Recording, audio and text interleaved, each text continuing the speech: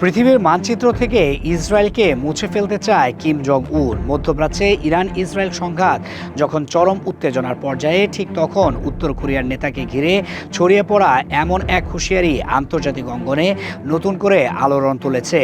দাবি করা হচ্ছে ইরানের পক্ষে দাঁড়িয়ে তিনি এমন ভাষায় বার্তা দিয়েছেন সেখানে একটি ক্ষেপণাস্ত্রই নাকি ইসরায়েলের অস্তিত্ব মুছে দিতে যথেষ্ট। এই ধরনের কথা সত্যিই তিনি বলেছেন কিনা, কি প্রেক্ষাপটে বলেছেন সেটা নিয়ে এখনও ভিন্ন ভিন্ন তথ্য ঘুরছে। কিন্তু বক্তব্যটি ছড়িয়ে পড়ার সঙ্গে সঙ্গে উত্তেজনার তাপ কয়েক গুণ বেড়েছে।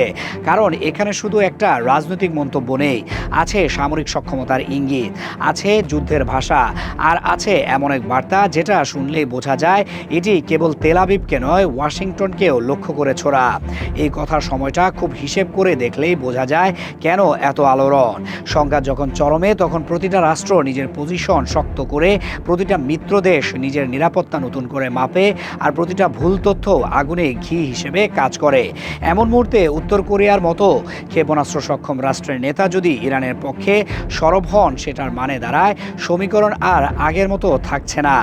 একদিকে এটা ইরানের জন্য মনস্তাত্ত্বিক শক্তি, অন্যদিকে ইসরায়েল এবং তার মিত্রদের জন্য নতুন হিসাব। কারণ যুদ্ধ যখন শুধু দুই পক্ষের মধ্যে থাকে তখন নিয়ন্ত্রণের জায়গা থাকে, কিন্তু তৃতীয় পক্ষের নাম, চতুর্থ পক্ষের সম্ভাব্য সহায়তা, এসব ঢুকে পড়লে পরিস্থিতি দ্রুত জটিল হয়। ভুল সিদ্ধান্তের ঝুঁকি বাড়ে আর সংঘাতের গণ্ডি বড় হতে শুরু করে। কিমের নামে এমন ভাষা ছড়ানো মানে অনেকেই ভাববে ইরান কি সত্যিই বাইরে থেকে অস্ত্র সহায়তা পেতে যাচ্ছে, আর যদি পায় তাহলে পাল্টা প্রতিক্রিয়াটা কতটা তীব্র হবে। কিম জং উনের রাজনীতি এমনিতেই হুঁশিয়ারি, শক্ত ভাষা আর সামরিক সক্ষমতা দেখানোর ওপর দাঁড়িয়ে।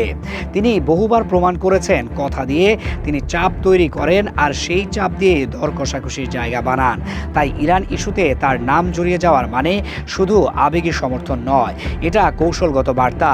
একদিকে তিনি দেখাতে চাইছেন মধ্যপ্রাচ্যের সংঘাতে তিনি দর্শক না, অন্যদিকে নিজের ক্ষেপণাস্ত্র শক্তিকে আবারও বৈশ্বিক আলোচনায় টেনে আনছেন।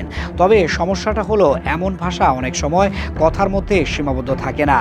এটা প্রতিপক্ষকে আরও সতর্ক করে, আরও আক্রমণাত্মক করে, আর পরিস্থিতিকে এমন জায়গায় নিয়ে যায় যেখানে শান্তির দরজা আরও শুরু হয়ে যায়।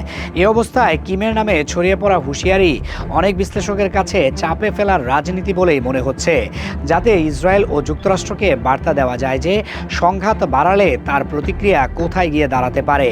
আবার অনেকে এটাকে এক ধরনের মনস্তাত্ত্বিক যুদ্ধের অংশ বলছেন, যেখানে বক্তব্যের মূল লক্ষ্য জনমত নড়ানো, আতঙ্ক ছড়ানো, প্রতিপক্ষকে নার্ভাস করা। যেভাবেই দেখা হোক, এই বক্তব্য ছড়িয়ে পড়ার পর মধ্যপ্রাচ্যের দাবানলে নতুন করে বাতাস লাগার আশঙ্কা তৈরি হয়েছে। কারণ এখন শুধু ক্ষেপণাস্ত্রের পাল্লা নয়, কথার পাল্লাও বড় হয়ে যাচ্ছে।